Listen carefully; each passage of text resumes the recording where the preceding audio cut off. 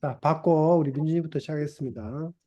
네, 그, 여기 59쪽에서 시어머니는 마리의 엄마한테는 엄청 차갑게 대하고 마리한테는 되게 따뜻하게 대했는데 왜 그렇게 대하는지 궁금합니다. 음, 네, 일단 제 생각은 뭔가 항상 시어머니는 맨날 며느리를 뭔가 싫어하는 게 맨날 드라마 같은 데서 나오고 뭔가 예전 문화가 약간 거의 다 왠지 며느리를 시어머니가 싫어하는 그런 거 같아가지고 여기서 시어머니는 마리의 엄마를 약간 차갑게 대한 것 같습니다. 음, 끝. 네, 음, 자, 우리가 시어머니와 며느리를 우리 혹시 한자로 뭐라고 그러는지 알아? 모르겠어요. 고부, 아, 고부 간 갈등, 그리고, 고부 갈등이라고 그래. 고부 간 갈등에서 고부라고 우리가 표현하기도 합니다. 그래서 네, 시어머니와 며느리의 관계를 우리가 고부 간의 갈등, 고부 갈등이라고 얘기하고 네. 요즘에 좀 장서 갈등이 새롭게 부각되고 있습니다. 아, 들어봤어? 아니요. 장서 갈등은 뭘 같아? 장소, 어, 장소, 모르겠어요. 자, 고부가 네, 시어머니와 며느리 사이의 갈등이에요. 네. 장서 아, 갈등은 장인어른이랑 어, 사위?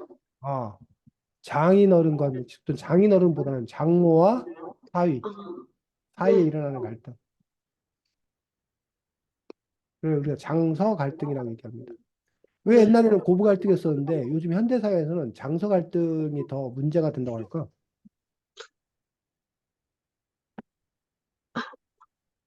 어, 장소, 어, 음, 자, 왜 문제? 음, 잘 모르겠어요. 시집 간다라는 표현 알아? 네, 시집 간다라는 말이 왜 시집 간다는지 혹시 알아? 예전에 결혼할 때, 어, 부인이, 신랑의 집을 간다 해가지고, 그렇지. 시댁. 시댁. 우리가 보통 시댁 간다라고 하는데 시댁으로 들어간다.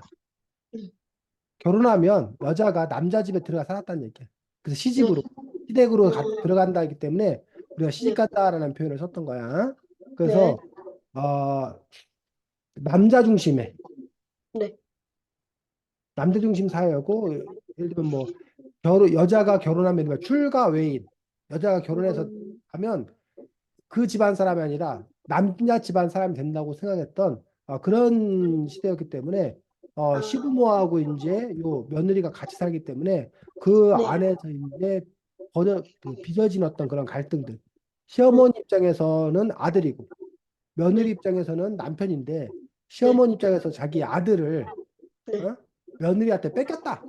뭐 이런 아, 생각. 그 아들을 둘러싼, 즉 민준이를 둘러싼 네. 엄마와 민준이 아내 사이의 갈등, 뭐 이런 식으로 해서 그걸 하는 경우도 있어. 고부 갈등. 네. 근데 좀 이해가 안 가는 것은 그러면 왜 그 손녀한테는 잘해주는 거야? 손녀, 손녀. 손녀는 그치? 아들이, 아들의 자식이라고 생각하는 거야. 아들의 아들이 자식. 자식. 며느리의 자식이기도 한데 네, 아들의 자식이기 때문에 아들을 예뻐하고 그 아들의 자식인 손녀도 예뻐하는 거야. 그리고 어, 시어머니 입장에서는 아들은 자기의 피가 핏줄이잖아. 네, 그리고 손녀도 그 아들의 핏줄이잖아. 네, 그렇기 때문에 시어머니 입장에서는 이 아들이나 손녀는 다 자신의 핏줄인 거야, 핏줄. 아, 반면에 며느리는 다른 핏줄이랑, 자기 핏줄, 자기하고는 피 한 방울 섞이지 않은 사이라는 거야. 아, 혈연 관계가 아니라는 거야. 네, 그러다 보니까 이제 아들과 손녀를 더 감싸고 돌았던 그런 이야기들을 하고 있는데 바람직한 얘기 아닙니다. 그리고 다 네, 옛날에 있었던 어떤 그런 문제들 인 것들이고 그렇지 않은 네, 그런 경우도 많이 있었는데 어쨌든 뭐 지금은 또 오히려 며느리 눈치를 더 시부모가 더 많이 본다라는 어떤 음, 그런 이야기가 있을 정도이고 근데 네, 요즘 들어 이제 장서 갈등으로 변한 까닭은 이른바 음, 여성의 여성의 권리가 향상된 거예요. 그러면 권리요. 예전에 여자가 그 시부모님 댁에 들어가 사는 거, 시집 가는 걸 당연히 여겼다라면 네, 이제는 그렇지 아니한 경우가 더 많다는 거예요. 아, 그리고 요즘에는 이른바 누구 중심, 그 장, 처가 중심, 처가, 처가 중심 사회로 바뀐 거예요. 어, 민준이네 가족은 어떤지 모르겠는데, 네, 보통 이제 아이를 네, 예전에는 그 시부모와 함께 사니까 시부모님이 아이를 돌봐주는 경우가 많았어. 음, 할아버지 할머니가. 근데 요즘 네, 엄마 아빠가 다 이제 맞벌이 하는 경우에 그 아이를 시부모가 돌봐주지 아니하고 네, 장인 장모 즉 그 어, 엄마 입장에서는 자기 부모님이 돌봐주는 경우가 더 많아. 엄마 네, 입장이 그렇게 편하기 때문에. 네, 그러다 보니까 이제 뭐 민주인의 집은 어떤지 모르겠는데 집에 따라서는 네, 남자 쪽 아빠네 집 쪽은 잘 안 가고 엄마 아, 집을 더 자주 가는 경향이 있어. 아, 그러다 보니까 이제 엄마 쪽 집을 더 자주 가다 보니까 그러니까 옛날에는 이런 속담이 있어. 네, 화장실과 네, 뒷간과 처가는 멀수록 좋다. 아, 그래서 보리가 보리 서말만 있어도 네, 처가살이는 안 한다. 뭐 이런 속담이 있을 정도로 음, 그 처가와 가까이 있는 걸 좋지 않게 여기는 어떤 그런 그 남성 중심의 어떤 그런 사회가 있었다는 얘기야. 네, 요즘에는 아까 말한 대로 아이를 돌봐주는 것들도 그리고 엄마 아빠가 바쁘다 보니까 집안 일을 도와주거나 뭐 반찬해다 주거나 이렇게 이제 아, 장인 장모님이 집에 찾아오는 경우가 많아. 그러다 보니까 이제 찾아오다 보니까 자꾸 이제 뭐 간섭한다고 해야 되나? 뭐 아, 이러는 과정에서 장모 장인과 사이사이에 네, 갈등이 생기는 그런 장서 갈등의 어떤 그런 문제가 생기는데 요 네, 것들이 이제 어쨌든 그런 그 집안 내에도 이른바 권력 관계가 음, 변한 것들을 볼 수가 있어. 네, 민준이네 집은 어때? 그네 집에 그 가장 발언권이 센 사람이 엄마야, 아빠야, 누구야? 민준이야, 누구야? 네가 보기에 어, 엄마 같아요. 엄마 같아. 그래서 네, 옛날 집안에서는 그게 상상할 수 없는 일이지. 옛날 집안 같은 경우는 거의 네, 대부분이 남성이 아, 모든 그 뭐야 결정권 이런 걸 갖는 경우가 많았어. 근데 음, 요즘 같은 경우는 이제 엄마들, 우리 수쌤 집도 마찬가지야. 수쌤 집도 보면은 수쌤 네, 아내가 가장 중요한 결정권을 다 갖고 있어. 보면은 어, 맨날 수쌤하고 어, 혼나. 어? 아, 그러면서 이제 어쨌든 이렇게 여성 중심의 어떤 그런 사회가 되다 보니까 그런 장서 네, 갈등의 어떤 그러한 문제가 또 이렇게 새롭게 부각되는 경우도 있고 또 반면에 네, 또 이제 그냥 한 가족처럼 또 잘 지내고 요즘에는 오히려 뭐 그 시어머니 시아버지 뭐 장인 장모 이렇게 부르지 말고 다 어머니 아버지로 이렇게 불러야 된다 그리고 다 이렇게 어, 공평하게 네, 대접해야 된다라고 또 그러한 또 이렇게 움직임도 상당히 또 큰 것들을 볼 수가 있습니다. 네, 자, 수고했습니다. 네, 이 책은 어떤 아이디어를 갖고 있는 작품인가요? 그, 입장을 바꿔가지고, 뭔가 복수하는 앱, 응? 입장을 바꿔서 복수하는 앱에 대해서, 어, 복수를 해? 뭐, 무슨 복수를 해? 그, 잠깐, 복수가, 어, 음,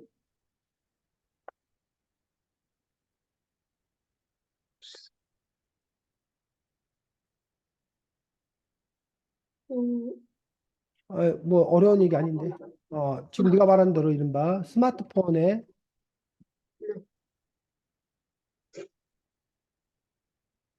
왜 이래? 앱이라는 네, 어떤 그런 상황 설정을 한 거야. 이 네, 스마트폰 앱의 특징은 뭐야? 어, 스마트폰에, 이 스마트폰 앱의 특징은 이름 그대로, 제목 그대로 뭘 바꿔, 바꾸는 거야? 입장을 바꾼다. 입장이 바뀌는 거야? 몸이 몸이 바뀌는 내용이잖아. 설정. 네. 사실은 근데 몸이 바뀌는 설정 이야기는 어, 동화나 영화 속에 어때? 특이한 경우에 아니면 민준이가 본 여태까지 작품들 중에서 여러 번 봤어. 어, 좀 본 것 같기도 한 것 같아요. 그 몸이 바뀌는 어떤 그런 설정은 사실은 그렇게 막 그 새로운 어떤 그런 설정은 아니야. 네. 이거는 뭐 남자 여자가 서로 바뀌는 그런 경우도 있고 어, 대표적으로 뭐 그 왕자와 거지라는 작품 혹시 알아? 왕자 아버지요? 동화 작품 중에 옛날 동화 못 들어본 것 같아요. 못 들어봤어. 그 왕자와 거지가 그때 그는 몸을 바꾸는 건 아니고 비슷하게 생긴 거야. 아, 그래서 둘이 이제 저기를 바꿔 체인지해. 네. 그래서 거지가 왕자가 되고 왕자가 거지가 돼가지고 막 겪었던 그런 이야기. 아, 뭐 역할 바꾸기지. 네. 그래서 뭐 남자 여자가 바뀌기도 하고 뭐 그런데 이 작품에서는 이제 누가 바뀐 거야? 그, 엄마와 딸. 엄마와 딸이 바뀐 거야. 그 왜 엄마와 딸이 바뀌는 그런 설정을 한 걸까? 음, 엄마와 딸이 바뀌는 설정을 통해서 이야기하고 있는 바가 뭐야? 그, 엄마와 딸 뭔가 둘 다 가지고 있는 음, 힘듦을 약간 음. 공유하는 거? 그렇지. 그 바꿔 그 부분이기 때문에 아까 민지가 사실 처음에 얘기했던 한자성어로 이제 그런 것들을 서로 바꿔서 생각하는 그런 과정에서 서로 이해하는 걸 보고 한자성어 어려운 말을 뭐라 그래? 역지사지. 역지사지였다며. 역지사지에서 엄마는 딸을 입장의 어떤 것들을 더 잘 이해하게 되고 반대로 딸은 엄마를 또 더 잘 어, 이해하게 되는 그 부분이 이제 어떤 하나의 어떤 이야기 부분인 걸 볼 수 있어. 자, 네. 그다음에 또 요 이야기에서 중요한 또 갈등은 또 뭐 어떤 부분 어떤 문제를 또 다루고 있어. 그 화영이랑 음, 그 마리의 뭔가 음. 갈등이라 해야 되나? 그렇지. 화영이와 마리 사이의 어떤 그런 갈등을 다루고 있는 것들을 볼 수가 있지. 화영이 네. 마리 사이의 갈등은 어떤 갈등인 거야? 뭔가 화영이가 마리를 뭔가 싫어하고 약간 따돌림 뭔가 시키는 그런, 왜? 어, 그, 화영이, 음,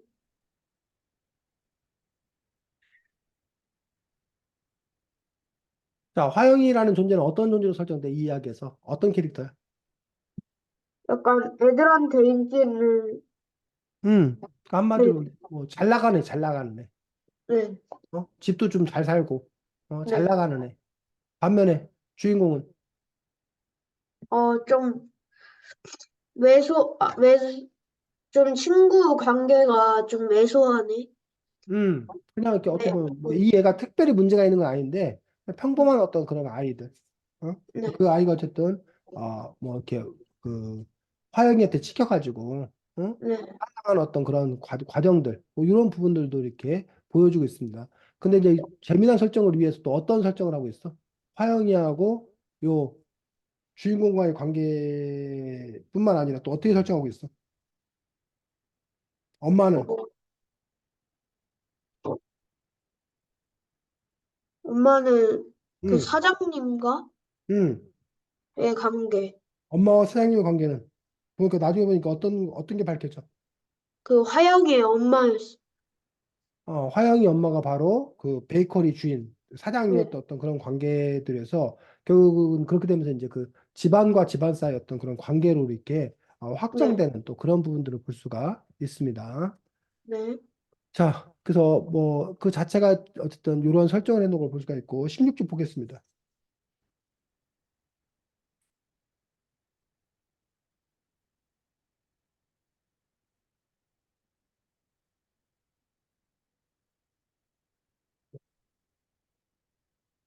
자, 일곱째 줄 읽어보겠습니다.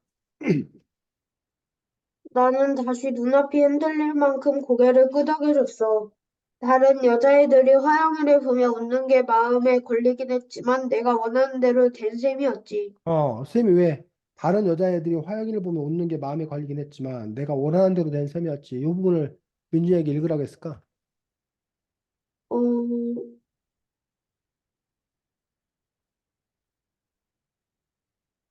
어, 그러니까 여자애들이 아니, 그, 마리를 뭔가 싫어하는 게 나아서, 자, 다른 여자들 화해를 보면 웃었어. 왜 웃었어? 너무 끄덕여가지고, 너무 끄덕였어. 근데 얘가 좀 화영이가 아니잖아. 어, 어, 음, 그, 뭐지, 부르봉 제과점에서 응, 모이기로 했는데, 응, 나중에 보니까 안 와가지고, 응. 사실은 지금 보면 요 이야기가 나중에 이 마리가 당하는 얘기잖아, 사실은. 네, 이 화영이 무리로부터. 네, 이 화영이하고 이 화영이 친구들은 미리 그 작전을 짠 거지. 네, 그러니까 화영이를 보면 웃는 게 마음에 걸리긴 했지만 이라는 것들은 이 네, 아이들 사이에 모종의 꿍꿍이가 있다는 것들을 미리 여기서 이제 뭐 하고 있는 거야? 알려줘, 암시하고 있는 거야, 암시. 미리 암시, 알려주고 있는 거야. 네, 그래서 이런 걸 읽으면서 뭔가 일이 벌어지겠구나라는 어떤 그런 불길한 마음, 뭔가 일이 음, 벌어지겠구나라는 것들을 느끼며 네, 읽을 수도 있고 민준이가 아, 아니면 그냥 별 생각 없이 읽을 수도 있고 어땠어 이 네. 글을 읽으면서? 솔직히 별 생각 없이 읽었어. 아, 그렇지. 근데 이제 나중에 이제 민준이가 작품을 많이 보다 보면 뭐 이런 네, 부분들에서 이제 눈치를 채게 되는 거예요. 그래서 민준이하고 이 작가하고 싸우는 그 머리 싸움을 하는 거야. 아, 이게 또 나중에 또 뭔 일을 벌이려고 또 이렇게 하나. 물론 뭐 책을 읽는 게 과연 좋은 건지는 잘 모르겠어. 그런 음, 걸 알아채면서 읽는 게 좋은 건지는 잘 모르겠지만 어쨌든 최소한 글을 읽은 다음에는 그래서 앞에서 이랬던 거구나라고 이렇게 연결짓기를 하면서 또 읽는 것들도 필요하겠지. 그리고 또 작가는 일부러 이렇게 앞에 배치해 놓음으로써 그 뒷이야기에 대해서 이렇게 갑자기 우연히 남발되는 것들이 아니라 이렇게 어, 다른 대로 차근차근 그 일들을 진행시켜 나갔다는 것들을 볼 수가 있습니다. 네. 자, 24쪽 보겠습니다.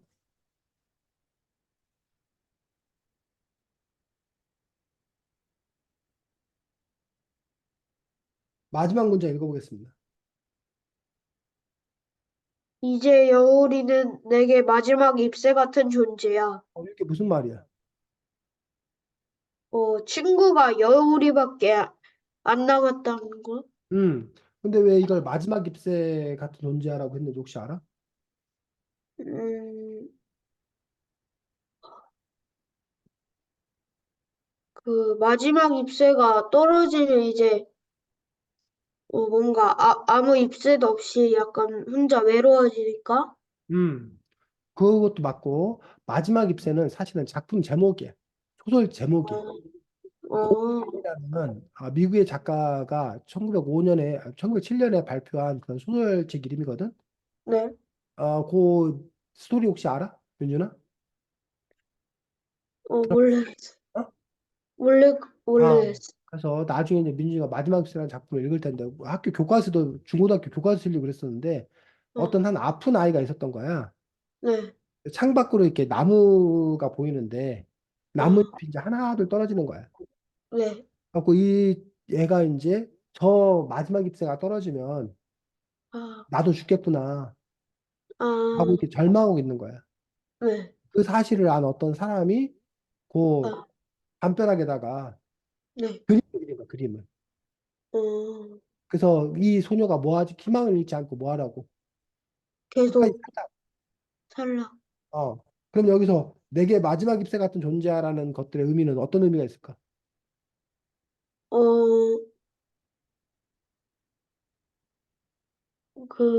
약간, 뭐지, 여울이까지 마지막 뭔가 잎새가 떨어지면 음, 자기는 진짜 뭔가 절망하니까, 음. 음, 뭔가, 그런 느낌. 그렇지. 그런 것들이 맞고, 거기다 플러스 이제 그 마지막 희망이라고 얘기하는 네, 것으로도 볼 수가 있겠지. 어. 네, 자, 40쪽에 보겠습니다.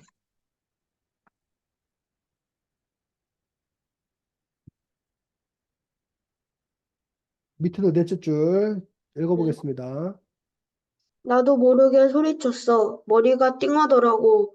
다운받을 땐 그런 안내가 없더니 이렇게 찾기 힘든 곳에 중요한 내용을 적어 놓으면 어떡해. 만약 개발자의 연락처가 있었다면 당장 전화해서 항의했을 거야. 아, 자, 요 부분은 현실 사회의 모습을 비판하고 있는 부분이기도 한데, 왜? 항상 뭔가, 광고에서도 밑에 엄청 작은 글씨로 음, 뭔가 예외일 수도 있다, 뭐 그런 것도 나오고 그래서. 그렇지. 그래서 이제 실제로 이렇게 앱이라던가 아니면 각종 제품에서 중요한 어떤 그런 그 내용이나 이런 것들을 이렇게 불리한 내용 이런 것들을 작은 글씨로 이렇게 써놓아가지고 아니면 찾기 힘든 곳에 써놓아가지고 나중에 꼭 이렇게 문제가 되는 어떤 그런 상황들을 어, 써놓음으로써 사람들에게 공감을 불러일으키기도 하고 그런 현실의 어떤 그런 세태들을 비판하게 되는 또 그런 부분들도 볼 수가 있습니다. 네. 자, 59쪽 보겠습니다.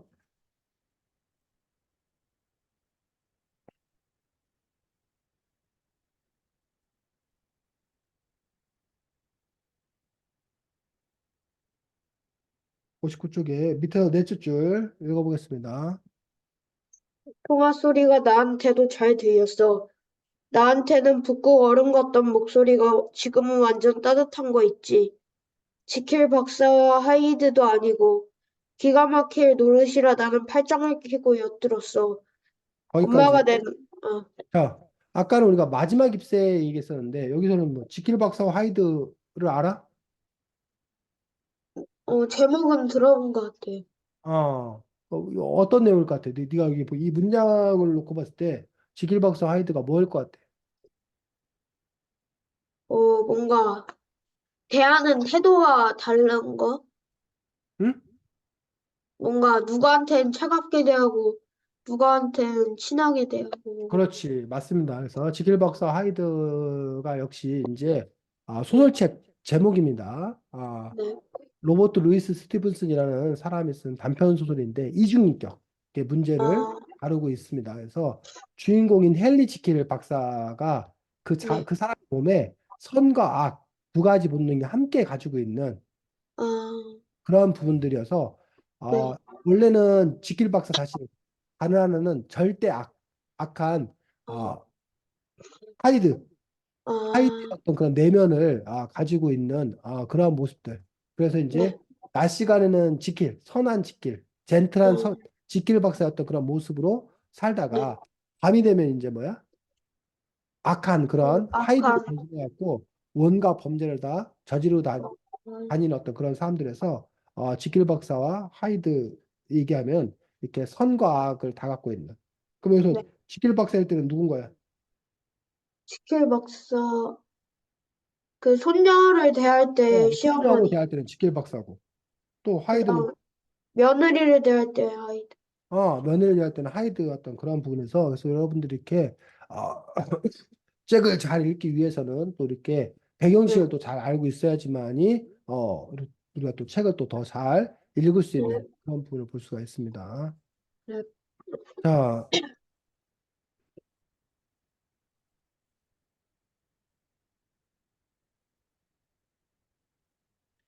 67쪽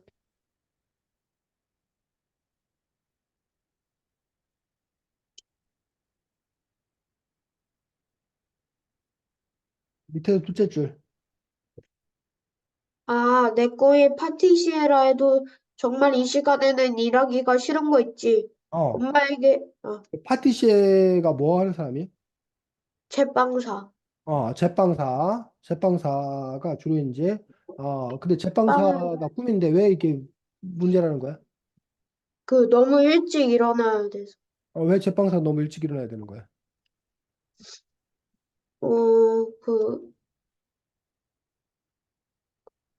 그, 빵집이 8시에 뭔가 시작이라서 응. 항상, 어, 7시 반까지 여기서 나가야 된다 해가지고. 그렇지. 그 고객들, 손님들이 빵가게 일찍 오기 때문에 네, 빵가게 판매하는 사람은 그 전에 가 있어야 되지. 사실은 근데 얘는 지금 판매원이라서 이 정도인 거지.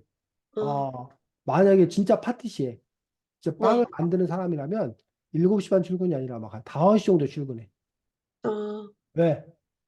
빵을 막 어, 반죽하고 막, 아침에 신선한 빵, 갓 만든 빵을 사람들이 선호하잖아. 네, 그러면 8시에 판매를 하려면 그 전에 이제 그 빵을 뭐 반죽하고 굽고 만들고 해야 되니까 뭐 한 어, 두세 시간이 필요할 거 아니야. 그럼 이제 네, 새벽 일찍 가가지고 매일매일 손님들을 위해서 그런 빵을 이렇게 굽는 어떤 그런 작업을 해야 되는 것들이지. 아, 그래서 이제 이 책이 뭐 파티시에 대해서 뭐 본격적으로 막 다루고 있지는 않지만 어쨌든 네, 그런 직업이 갖고 있는 어떤 그런 특성, 일면들을 또 이렇게 보여주고 있는 것을 볼 수가 있다는 거지.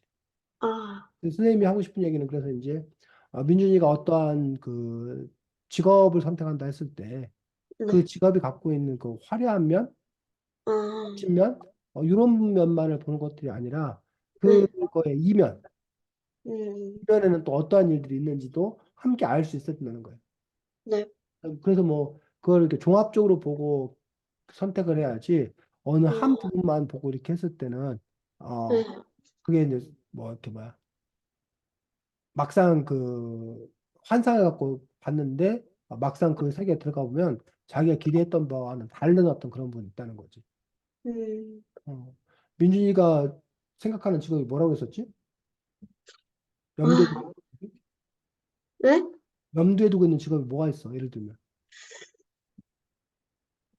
어, 약간, 뭔가 축구를 음. 해설가? 축구 해설가. 네. 그렇구나. 축구 해설가 직업은 장단점이 뭐가 있을 것 같아? 민준이가 생각하기. 뭔가 장점은 뭔가 경기를 음. 직접 보고 해설하니까 음. 경기를 직접 볼 수 있는 거? 그래, 그래. 단점, 어려운 점은. 만약에 해외에서 하면 음. 거의 나라까지 가서 해야 되니까 음. 그게 좀 단점. 더 좋은 거 아니야? 더 자, 좋나? 축구 어, 해설가는 그나마 좀 나은 편인데, 야구 네. 해설가가 정말 힘들대. 왜요? 화장실 문제 때문에. 아, 화장실. 그러니까 축구 같은 경우는 그나마 경기 시간이 좀 정해져 있잖아. 네, 그리고 뭐 연장전까지 해도 축구 경기는 다 합하면 한 2시간 정도 끝나나? 길어. 네, 그래. 야구 경기는 길어지면 막 3, 4시간 더 한다는 거야. 아, 맞아요. 그러면 이제 화장실 같은 경우를 못 가가지고, 아, 이렇게 긴급한 상황에 좀 이렇게 어려움 참 처해졌다라는 뭐 그런 얘기를 아, 하기도 하고, 축구 경기 뭐 해설 같은 경우 너가 말한 대로 뭐 어쨌든 직관할 수 있다는 어떤 그런 점에서 이제 좋은 긍정적인 점을 갖고 있지만, 네, 축구 해설 같은 경우는 일단 그 뭐라고 해야 되나, 그 자신의 능력이 뛰어나게 되면 뭐 네, 계속 그 일이 있지만 어, 경쟁이 치열하다고 해야 되나? 그것도 아, 맞아. 그렇기 때문에 그 자기가 자리를 확고하게 잡기가 쉽지 않는 어떤 그런 어려운 점들이 있을 거고 축구 경기 해설가 자체의 자리가 아, 그렇게 많지 않은 네, 것들. 아, 요즘에 이제 다행히 옛날에 비해서 그 매체가 많아졌어. 그러니까 아, 그 스포츠 그 채널들이 많이 생겨났잖아. 네, 그 중계 방송을 많이 하니까 해설하는 어, 사람들이 많이 필요로 해. 아, 옛날에 비해서 보면 이렇게 해설가가 될 수 있는 그런 기회가 좀 더 많아진 거는 이제 뭐 이렇게 다행스러운 어떤 그런 측면들을 갖고 있지만 하지만 그럼에도 어, 불구하고 여전히 그 소수의 어떤 그런 사람들 음, 축구 경기 해설가는 축구에 대해서 잘 알아야 되고 또 이른바 입단 아, 말하는 능력 같은 경우도 상당히 또 뛰어나야 되고 네, 그런 부분이 있는 거죠. 근데 음, 축구 경기 해설가를 할 수도 있지만 아예 그냥 아나운서가 돼가지고 중계 방송을 하는 경우는 축구 중계만 하지 아니하고 스포츠 경기 중계를 하는 사람 있는 거 혹시 알아? 어, 아나운서들은 축구 중계도 하고 네, 농구 중계도 하고 막 그래. 그래요? 근데 해설가들은 축구 해설가가 농구 해설가가 하는 경우는 없어. 아, 자기 그러네. 전문 분야, 이렇게 해설은 전문적인 어떤 그런 식견을 갖고 얘기하기 때문에 네, 해설가들은 이렇게 정해져 있는 데 반해서 그 아나운서 같은 경우는 물론 축구 전문 아나운서 뭐 이렇게 딱 정해져 있는 경우도 있지만 네, 경우에 따라서는 그 아나운서 같은 경우는 이제 축구 중계했던 아나운서가 뭐 농구 중계도 하고 배구 중계도 하고 어, 또 아나운서 정확한 그 상황 전달만 하면 되기 때문에 상대적으로 그 전문 지식이나 이런 것도 뭐 덜한 그런 부분을 볼 수 있어서 어, 그 부분 볼 수 있고 또 하나는 요즘에 꼭 이렇게 지금 세게 말한 건 주로 이제 그 네, 방송 중계만 얘기했는데 요즘에는 꼭 방송 중계가 아닌다 하더라도 자기가 그 어, 유튜브 네, 개인 채널에서 네, 중계를 하는 어떤 그런 방법도 있을 수가 있겠지. 그래서 아, 자기가 이제 그래서 능력만 있다라면 뭐야 구독자가 많으면 음, 그렇게 어디 그 속하지 않는다 하더라도 또 그렇게 네, 해서 할 수 있는 또 그런 직업적인 특성이 있지 않을까 싶습니다. 네. 자, 어, 90쪽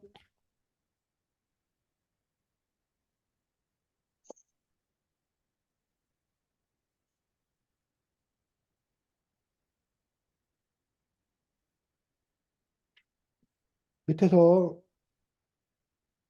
다섯째 줄, 여섯째 줄, 손님에게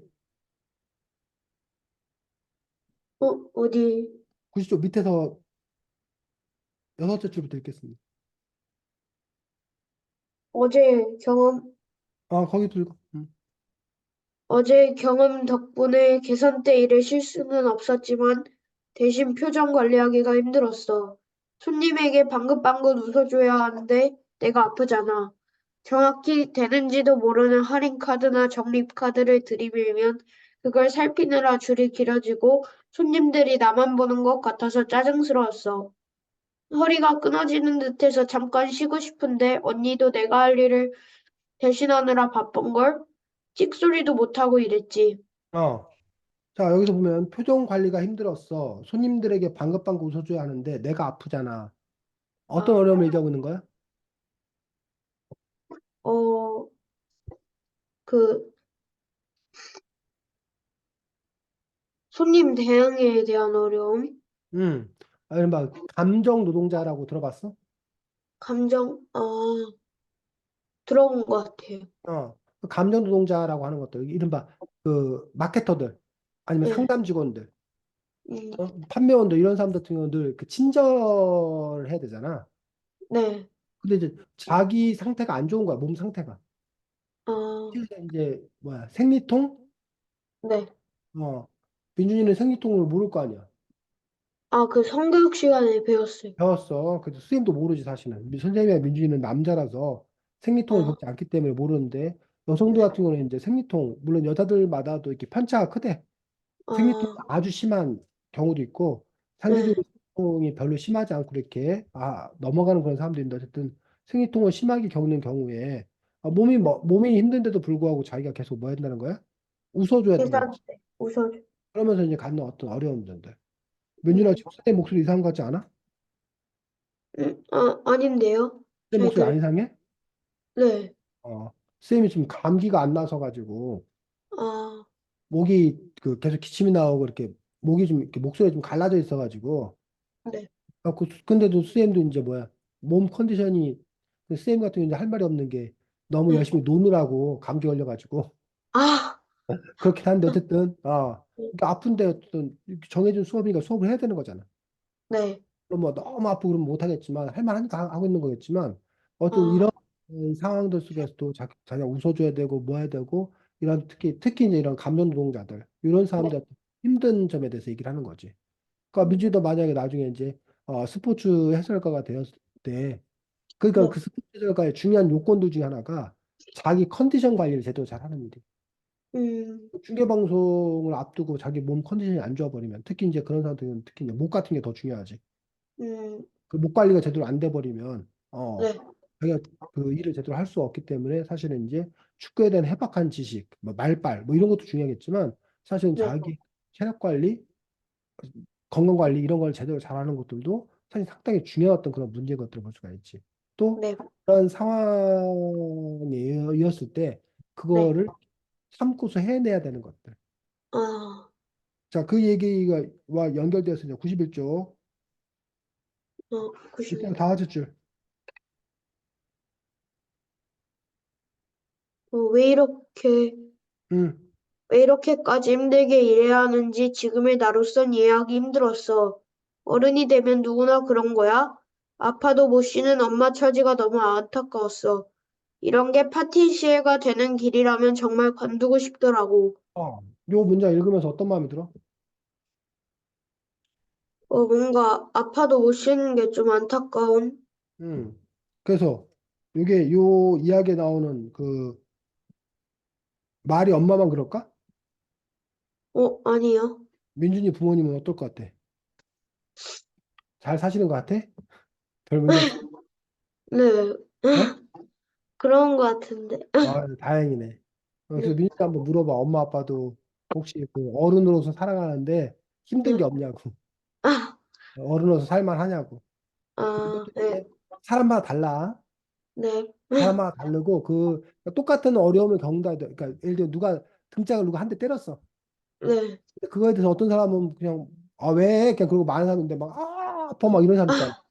아, 어? 네, 사람마다 느낌이 어떤 건 정도가 다르기도 하고 네, 또 어떤 사람은 이렇게 손바닥으로 탁 치는데 누구는 막 주먹으로 세게 팍 내리치는 경우도 있잖아. 아, 네, 그런 것처럼 사람마다 그 느낌, 감당하는 느낌이 다르기도 하지만 사람마다 네, 그 사람에게 주어진 어려움, 힘듦도 달라 음, 사실. 아, 그러다 보니까 이제 뭐 민준이 부모님이 다행히 네, 외부적인 어떤 그 스트레스 압력 자체가 약하면 아, 다행인 거고. 네, 게다가 민준이 부모님 자체가 정신 건강이 뛰어나서 아, 그런 스트레스에 대해서 별 이렇게 스트레스를 받지 않으면 더 좋은 거고. 네, 근데 이제 또 아닐 수 있는 거지. 외부적인 아, 스트레스가 클 수도 있는 거고 너무 그 마음이 여려가지고 사실 상당히 많이 스트레스를 받을 수 있는 거지. 그리고 아, 다만 이제 민준이 앞에서는 또 부모 입장이기 때문에 뭐 부모님들마다 달라.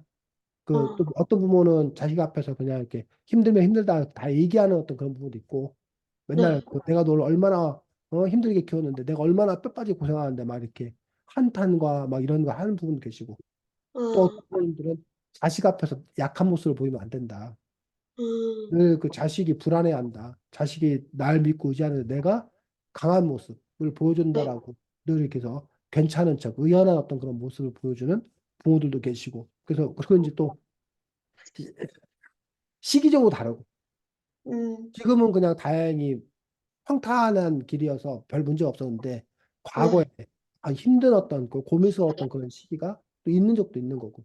뭐 음, 이런 식으로 이제 다를 수 있는 어떤 그런 여지가 있는데 어쨌든 요 이야기에서는 요 아이가 그 엄마를 이해하는 어떤 그런 계기이기도 하면서 자신의 어떤 그런 미래, 자신이 어른이 되었을 때 어떤 그런 미래에 대한 네, 두려움 또 이런 것들을 갖게 되는 거지. 그래서 사실은 쌤 입장에서 고민이야.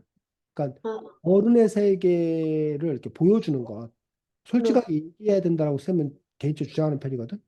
아, 뭐 알 건 알아야 된다. 애들도. 네, 그런 입장인데, 근데 이제 반대하는 사람들 입장에서는 네, 나중에 커서 겪어도 될 일을 왜 굳이 미리 아, 알려줘서 겁먹게 만드느냐, 그 아, 부정적으로 여기게 만드느냐. 그럼 이게 네, 이런 파티시 안 한다고 그랬거든. 아, 근데 사실은 그 일이 갖는 또 장점이나 보람도 많거든. 네, 근데 이런 부정적인 어떤 그런 모습을 너무 이렇게 강하게 갖다 보면 아예 그 응, 자체 거부해버리는 또 그런 문제가 있다는 거지. 그런 아, 점에서 이제 참 논란이 좀 이렇게 있는 것들을 볼 수가 있는데, 그리고 네, 사실은 자기가 또 직접 경험해 보지 않으면 네, 아무래도 이렇게 듣거나 뭐 이런 거 보거나 이런 것만 갖고는 자기가 직접 경험한 것과는 또 이렇게 또 차이가 또 이렇게 있는 것들을 볼 수가 있습니다. 어쨌든 어, 네. 어른들의 어떤 그런 세계라는 것들이 결국은 왜 아이들은 그냥 하기 싫으면 그만두면 되는데 왜 어른들은 하기 싫어도 그만두지 못하는 거야? 그만두면 약간 다시 들어가기 좀 어렵기 때문에. 다시 들어가기도 어렵고 그럼 안 들어가면 되잖아. 아, 그럼 돈을 못 벌어서 어. 뭔가 생계를 유지하기 힘들어서? 그렇지. 결국은 책임감이 책임감. 음, 민준이는 지금 돈 벌어서 너 스스로 먹고 살거나 부모님을 먹여 살려야 되는 어떤 그런 책임감, 의무감이 없는 데 비해서 부모님 네, 입장에서 기본적으로 책임감을 갖고 있는 거지. 어, 그러다 보니까 이제 이게 뭐야? 어, 그리고 의지할 데가 없는 거야, 쉽게 말하면. 민준이는 아, 정 안 되면 부모님한테 의지하면 되는 거냐, 지금. 네, 부모님 입장에서는 다 컸는데 자기가 부모님 입장에서는 내가 그만둬 버리면 내가 그럼 나를 누가 먹여 살리나. 내가 나를 어, 그 의지할 어떤 그런 존재가 없는 거지. 어, 그러다 보니까 이제 싫어도 참고 살아야 된다. 이런 생각이 이제 좀 이렇게 강할 수밖에 없는 또 그런 부분을 볼 수가 있고, 그리고 아까 네, 얘기했듯이 싫은 것만 있으면 어떻게 참겠어. 좋은 것도 음, 있으니까 참는 거고, 어? 네, 또 요 시기를 또 넘기면 또 네, 괜찮아질 거나 또 어떤 그런 희망 뭐 이런 것들이 있기 때문에 그렇기 때문에 또 이렇게 참아내는 것일 수도 있다라고 봅니다. 네. 자, 아, 97쪽.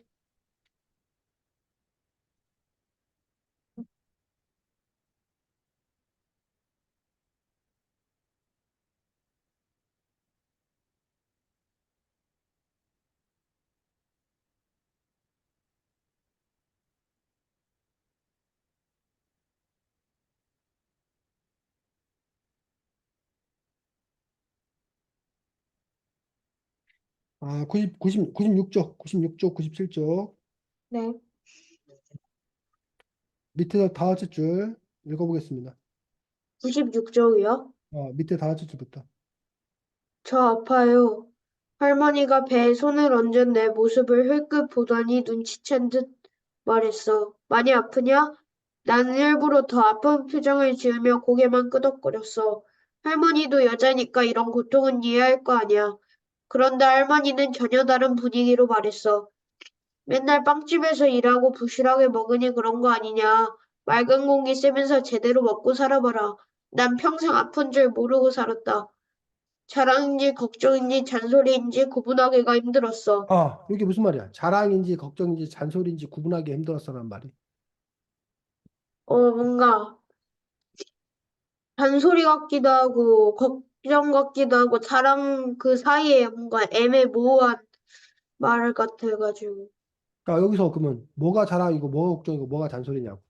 아까 그 앞에 이야기 중에서. 아, 뭔가 난 평생 아픈 줄 모르고 살았다가 자랑 같고, 어. 맑은 공기 쐬면서 제대로 먹고 살아봐라가 응. 그, 그 살아봐라가 잔소리? 어. 나 맨날 빵집에서 일하고 부실하게 먹으니 그런 거 아니냐가 응. 걱정? 그렇지. 그래서 자랑, 걱정, 잔소리 뭐 이런 부분들에 대해서 얘기하고 있는 것도 볼 수가 있고, 어쨌든 요 할머니 어떤 그런 태도들 또는 어쨌든 그러니까 그 이 할머니가 엄마에 대해서 좋은 네. 감정이면 사실 이렇게 얘기 안 하겠지. 어, 근데 이제 아이고 얼마나 아프냐 얼마나 힘드냐 뭐 이랬을 거 아니에요. 만약에 이 할머니가 자신의 네. 딸 자신이 좋아하는 사랑하는 딸이 그랬어.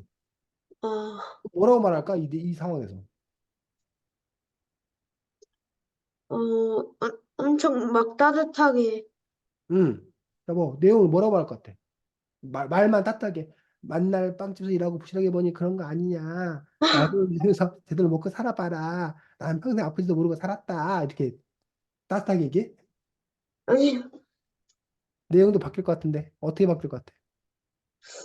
뭔가 밥도 제대로 먹고, 좀 쉬면서 음. 천천히 일을 해라. 그래서 아이고 맨날 빵집에서 일하고 부실하게 먹으니 그런 거 아니야. 맑은 공기 쓰면 제대로 먹고 살아야 될 텐데. 아이고 너가 그렇게 힘들게 일해서 어쩌냐. 뭐 이렇게 응, 그런 식으로 이제 걱정의 어떤 그런 부분들을 중심으로 얘기를 하겠지. 근데 네, 어쨌든 감정이 별로 이렇게 좋지 않기 때문에 또 이렇게 이야기가 나오고 있는 것도 볼 수가 있습니다. 네. 자, 그 다음에 106쪽 보겠습니다.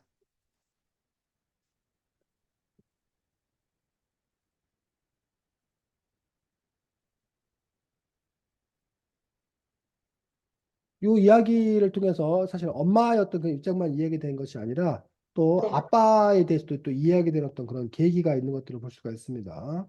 네. 자, 음, 107쪽 읽어보겠습니다. 요즘은 내가 헛살았나 싶어. 돈 버는 것도 다 애들과 행복해지려고 그런 건데, 먼 곳에 출장 가려니까 생각이 많아진다. 어, 그래서 여기 보면 말이랑 언제 마지막으로 얘기해 봤는지 기억도 안 나. 마리가 요즘 날 피하는 것 같기도 하고 뭐 이런 식으로 얘기하고 있고 그래서 마리 입장에서는 술에 취해서 밤늦게 들어오는 날이 더 많았어. 그럴 땐 음, 방에 콕 들어가서 들어밖에 상대하지 않는 게 속 편했지. 그래 와서 어, 아빠는 우리를 전혀 신경 안 쓰는 줄 알았어. 뭐 이런 식으로 이제 마리 입장에서 생각하는 그런 아빠에 대해서 얘기하고 있고, 반면에 또 네, 아빠 입장에서 또 이렇게 생각하고 있는 것들을 볼 수가 있습니다. 근데 어쨌든 요 책에서 나오는 이야기가 네, 너무 그 뭐 전형적이다라는 표현을 쓰는데, 아 어, 사실은 드라마나 이런 데서 너무 뭐 했던 많이 봤던, 많이 뵀던, 아빠와 자식, 아빠는 밖에서 돈만 벌어온 어떤 그런 아빠, 그래서 자식과 서먹서먹한 어떤 그런 아빠였던 그런 모습을 보여주고 있는데, 네, 이거 평가가 이제 실제의 삶이 그러하니 그런 경우가 많으니 이렇게 표현하는 거다. 네, 라는 어떤 그런 부분을 볼 수도 있고, 어, 하지만 그렇지 않고 좀 더 이렇게 다양한 그런 모습들을 보여주지 않고 너무 이렇게 천편일률적인 아까 전형적인 뻔한 그런 모습을 보여주는 것에 대한 한계, 이런 점들도 이렇게 지적할 수도 있는 거지. 네, 민준이 아빠는 어때? 어, 민준이가 가진 아빠에 대한 인상은 뭐야? 아빠에 대한 생각은? 뭔가 재밌고, 응, 어, 얘기도 많이 하고, 응. 그럼 어, 이런 책 속에 나오는 아빠를 보는 순간 어떤 마음이 들어?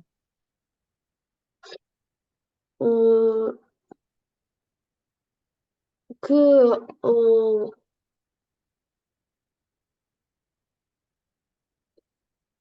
음, 음, 내가 아빠를 잘 뒀구나라는 생각이 안 들어? 네? 내가 우리 아빠 아들이니까 다행이다라는 생각이 안 들어? 아, 아, 아, 그럴 수도 있고 아니면 이런 아빠, 이 책 속에 나오는 아빠를 민준이 입장에서 이해하기 힘들 수도 있겠지. 네, 현실 아빠가 그렇지 않은데 이 책 속의 아빠는 이런 아빠, 세상에 이런 아빠가 다 있어? 라고. 왜냐면 자기가 겪고 있는 것들이 어쨌든 민준이가 겪는 아빠는 아빠라는 거에 민준이의 전부였던 그런 세계이기 때문에 뭐 네, 그런 식으로 어쨌든 자기가 또 이렇게 연계를 생각할 수도 있습니다. 백구초시의 네. 마지막 문장 읽어보겠습니다. 백호 쪽이요? 마리도 미안하다는 말을 듣고 싶어 해요. 음. 무슨 소리야? 아빠가 아까보다 더 휘둥그레진 눈으로 물었어. 내 목소리는 떨려 나왔어. 그동안 잘 못해줬잖아요. 진심 어린 사과라도 해주라고요. 앞으로 자주 표현 좀 하고요. 어, 그 부분에 있어서 어쨌든 그 진심 어린 사과를 하는 것들. 근데 네. 어른이 아이에게 사과를 선생님이 학생에게 또는 부모가 자식에게 사과를 해야 된다고 생각이 들어? 아니면 그건 아니라고 생각이 들어? 뭔가 사과할 만한 잘못을 했으면 하는 게 맞다고 생각해요. 근데 왜 선생님들이나 어른들은 사과를 잘 못해? 안 해? 보면. 어, 내가 어른이 아이한테 사과하는 게 이상해 보여서 그런가? 그러니까 왜 그 이상해 보이냐고. 음,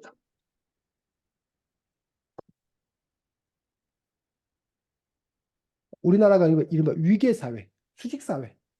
아, 선생님과 학생, 부모와 네, 자식, 수직적인 관계를 생각하는 거야. 대등한 아, 수평적 관계를 생각하지 않는 거야. 그러다 보니까 네, 이게 사과를 하고 잘못을 인정하는 순간 자신의 네, 어떤 권위가 훼손된다고 생각하는 어떤 그런 생각이 있는 거지. 아, 체면 떨어진다고 생각하는 거지. 그러다 어, 보니까 이제 사과나 잘못을 인정하지 않는 어떤 그런 것들이 또 문제를 또 이렇게 악화시키는 그런 잘못을 범하기도 하는 거지. 그런 네, 점에서 또 이렇게 아까 뭐 민준이가 재미난 얘기를 많이 해주는 뭐 어, 아빠인데 그거에 대해서 이제 걱정하는 쪽에서는 그러면 민준이가 아빠를 존경하지 아니하고 존중하지 아니하고 어, 막대하고 무시하고 그러지 않겠냐. 그러니 좀 이렇게 부모가 어, 엄해야 된다.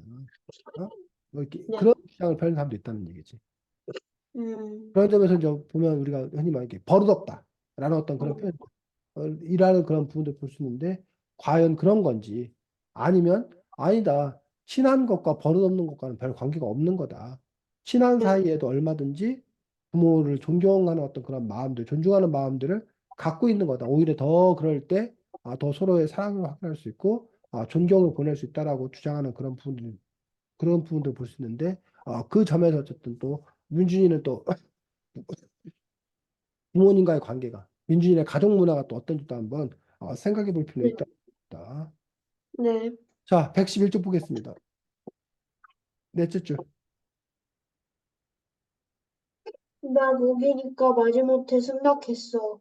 아니, 아침 111쪽 공, 넷째 줄. 넷째 줄. 네. 음. 아침 공기로부터. 아침 공기는 그 사이 몸으로 느낄 만큼 따뜻해졌어. 아직은 이른 시각이라 거리는 한적했고 참새들이 지저귀는 소리가 싱그럽게 울려 퍼졌지. 막 떠오른 애가 나뭇잎 사이로 스며들어 적당히 눈부셨어. 자, 거기까지. 지금 읽은 부분이 뭐야? 음,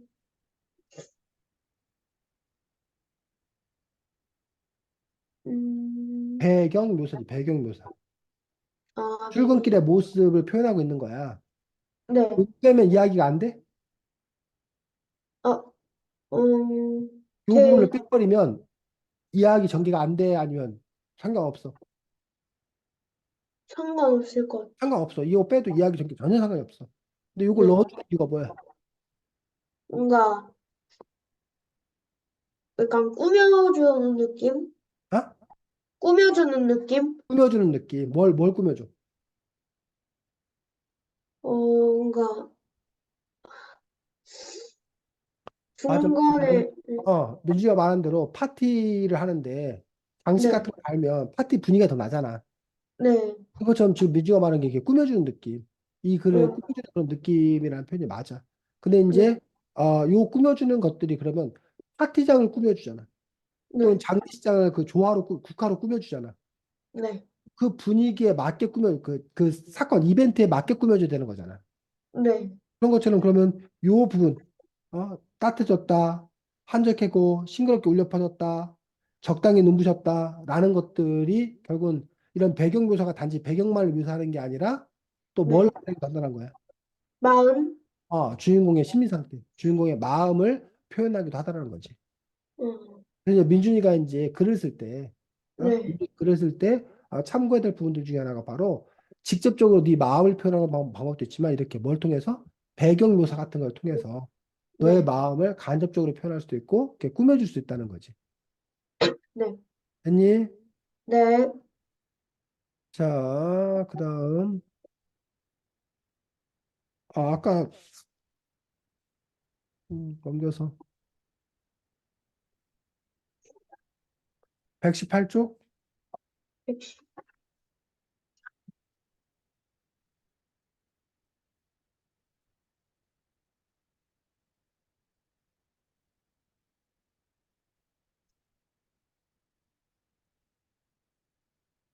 밑에서 여덟째 줄, 일곱째 줄.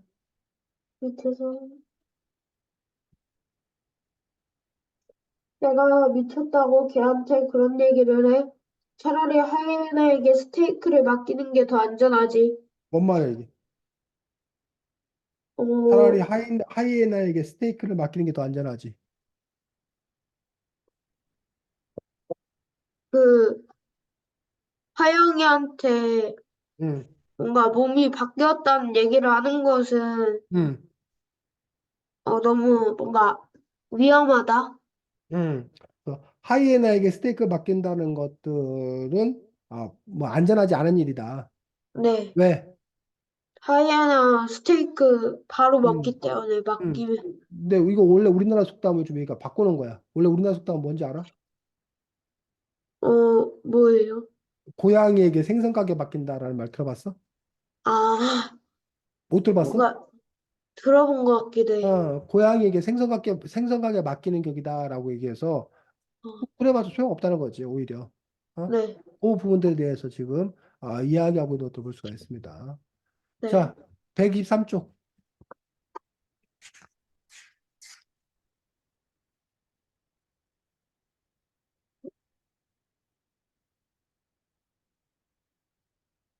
어떤 일이 벌어졌어? 그 전에 음, 다섯째 줄 읽어보겠습니다. 다섯째 줄이요? 음. 사실 그것보다 신경 쓰이는 건 따로 있었지. 어제까지 친구라고 믿었던 여울이랑 나를 주도적으로 따돌리는 화영이 문제였어. 이 둘을 정말 어떻게 해야 하는 거지? 엄마가 놀림감이 되어버린 것에 대해 누굴 더 탓해야 할지 모르겠어. 배신감으로 따지면 당연히 여울이야. 어제, 여울이와 화영이가 있는데, 응, 너가 보기에 누가 더 문제라는 거야? 여울이? 왜?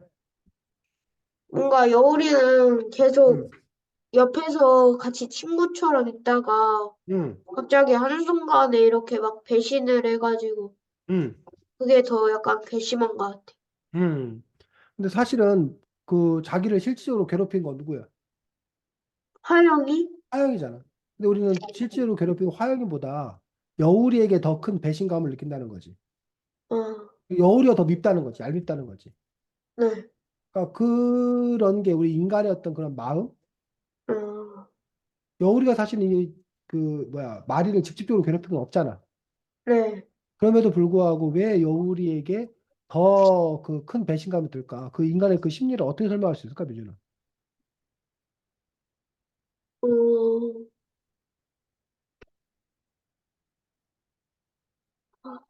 그 어, 마지막 ip새가 떨어진 응.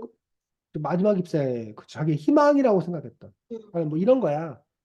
네, 민준이가 공부를 못하다가 시험을 망쳤어. 네, 그 엄마가 별로 안 속상해. 아, 근데 민준이가 공부를 잘하다가, 네, 시험을 못 봤어. 아, 엄청 속상한 거야. 네, 오히려 민준이는 100점 맞다가 70점 맞았다. 네, 근데 민준이가 맨날 뭐야? 어, 뭐 70점 맞다가 5점 맞았다. 아, 그러면 70점이 50점 받아서 공부를 더 잘한 거잖아. 네, 그럼에도 불구하고 100점 맞아 10점 맞으면 엄마의 충격은 훨씬 큰 거야. 어, 70점 맞던 애가 50점 맞으면 원래 걔는 공부 못했던 애니까 그냥 또 못 봤나 보다 이렇게 이러고 만다는 거야. 아, 공부 잘했던 애가 왜 갑자기 하루아침에 이렇게 됐나라는 것들은 상대적 비교를 하다 보니까 더 네, 이제 크게 그 충격으로 다가오요. 음, 근데 사실은 보면 70점 맞고 50점 맞았으면 50점 맞은 애를 더 혼내야 되는데 음, 70점 맞았으면 그나마 저기 한 건데 그럼에도 불구하고 우리가 그런 착각을 일으켜가지고 또 이렇게 더 이렇게 분노하게 되는 어떤 그런 인간의 심리들 이런 부분들도 우리가 또 잘 파악하고 그걸 과연 그 심적인 문제로만 볼 수 있는 건가 아니면 또 이렇게 우리가 이성적으로 또 이렇게 따져봐야 되는 건가 그 부분들을 또 이렇게 봐야겠지.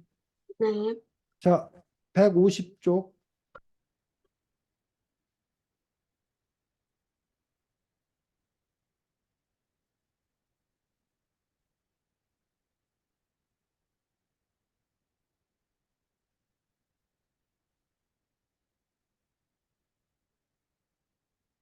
여덟째 줄 네. 아침 9시. 아침 9시에 나 혼자 집을 지키는 건 처음이었어. 햇빛이 넘실대면 거실에 가만히 앉아있으니 마음이 편안했어. 그동안 엄마도 이런 여유를 가져보지 못했겠지? 어른이 되면 뭐든 마음대로 할 수 있을 것 같았는데 막상 어른으로 살아보니 쉽지 않은 것 같아. 그래서 뭘 얘기하고 있는 거야? 어, 여기서 그 빵집을 관둬서 그 9시에도 집을 지키게 된 거. 그렇지.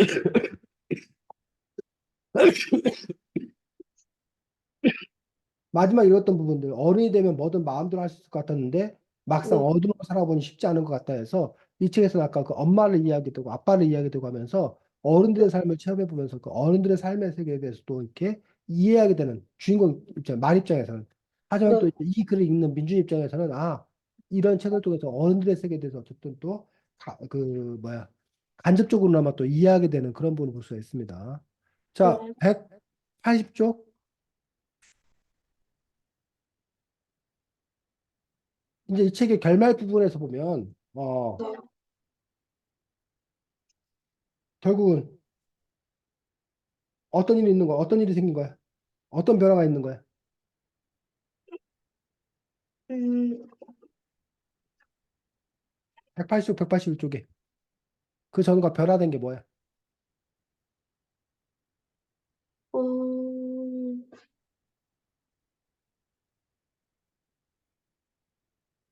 그, 바뀌었나? 뭐가 바뀌었어? 다시 엄마랑 머리랑, 아, 그렇지. 물론 바뀌었고. 그러면서 이제 뭐 어떤 변화가 생긴 거야?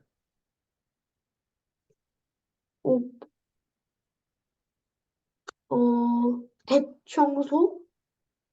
대청소하는데 왜? 뭐가 바뀐 거야?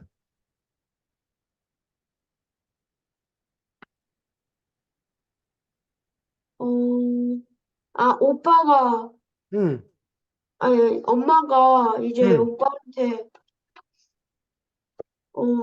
잔소리를 한다? 그렇지. 이 엄마 역시 이제 그 이른바 아들 중심적이었다는 거야. 근데 이제 어, 오빠한테도 잔소리도 하고, 오빠도 집안일도 하라고 그러고, 그런 변화가 있었던 거지. 또, 가족들이 여행 가기로 한 그런 네. 변화들. 마리가 원했던. 그래서 그 앞에 문제가 해결되는 그런 부분들을 볼 수가 있다는 거지. 네. 184쪽. 또, 어떤 문제가 해결된 거야? 셋째 줄. 그러고선 여울이가 사연을 풀어냈어. 이야기하자면 그동안 하영이가 여울이를 괴롭혔대. 나에 대해 알고 있는 비밀을 털어놓으라고 말이야. 그렇지 않으면 나 대신 여울이를 왕따시키겠다고 했대. 그래놓고 하영이는 여울이가 날 배신한 것처럼 떠벌리고 다녔다는 거지. 이러면서 이제 누구와의 갈등도 해결돼? 여울이와의 갈등. 여우리와의 갈등도 또 이렇게 해결되는 것들을 볼 수가 있습니다. 그 네. 다음에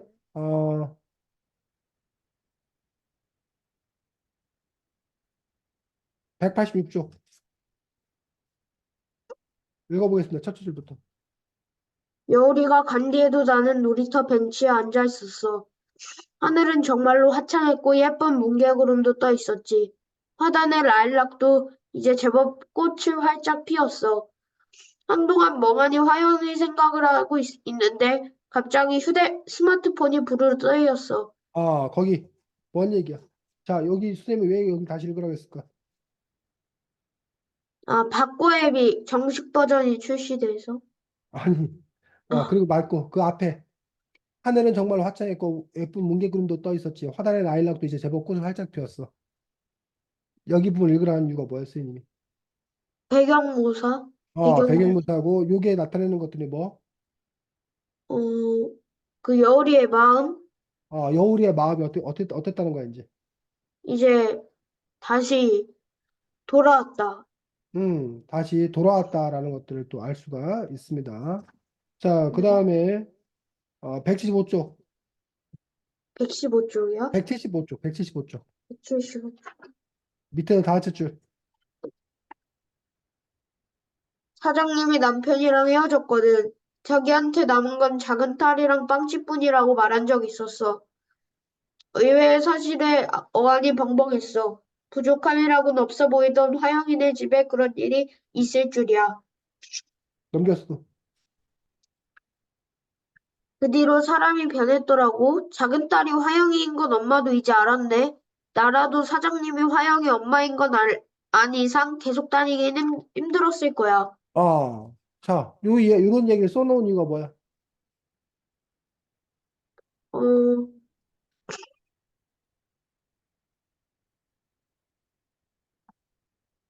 음, 187쪽, 둘째 줄부터, 셋째 줄이요? 둘째 줄. 둘째 줄. 어, 187쪽. 그런데, 7쪽. 7쪽. 그런데 일주일 전과는 달리 마음이 썩 내키지 않았어. 결코 돈 때문은 아니야. 지난주에는 정말 어떤 대가를 치르더라도 복수하고 싶은 마음뿐이었는데 엄마한테 사정을 엿들은 뒤부터는 화영이가 조금 안타깝게 느껴졌어. 게다가 엄마가 아닌 다른 사람이 내 몸으로 바뀐다는 것도 끔찍했어. 계속. 그렇다고 화영이를 감싸주는 것은 아니야. 아주 못된 줄로만 알았던 애를 이젠 조금 이해하게 된 정도랄까? 그래서 요 책에서 보면 어쨌든 그런 갈등의 어떤 그런 부분들을 또 이해하게 된 어떤 그런 걸로 하면서 어쨌든 동화라는 어떤 그런 작품들, 소설이라는 작품들이 문제가 발생하고 그 문제가 끝에 가서는 네, 해결되는 그런 또 네, 이렇게 전형적인 그런 모습들을 밟고 있는 또 그런 작품인 것들을 볼 수가 있습니다. 네. 자, 그래서 오늘은 바꿔라는 작품을 같이 봤고, 다음 네. 주에는 신화로 만나는 세계 문명이라는 책입니다. 그래서 신화로 네. 만나는 세계 문명에 대해서 다음 주에는 또 함께 볼 수 있도록 하겠습니다. 네. 자, 민준이 그 방학했어, 민준아? 아니요. 너 학교 다니 아직도? 네. 아, 민준이 학교 다니는데 쌤만 방학이라고 신나게 놀았구나. 아, 민준이 얼마나 약 올랐을까? 아, 쌤이 갑자기 더 기뻐지네. 아. 그래도 민준아 걱정하지 마. 너는 곧 방학할 거잖아. 그치? 2월 7일에요. 2월 7일 아직도 한 달 남았어. 네. 방학하고도 쌤 놀려. 네. 그래, 잘 지내고. 네. 안녕. 안녕히 계세요. 네.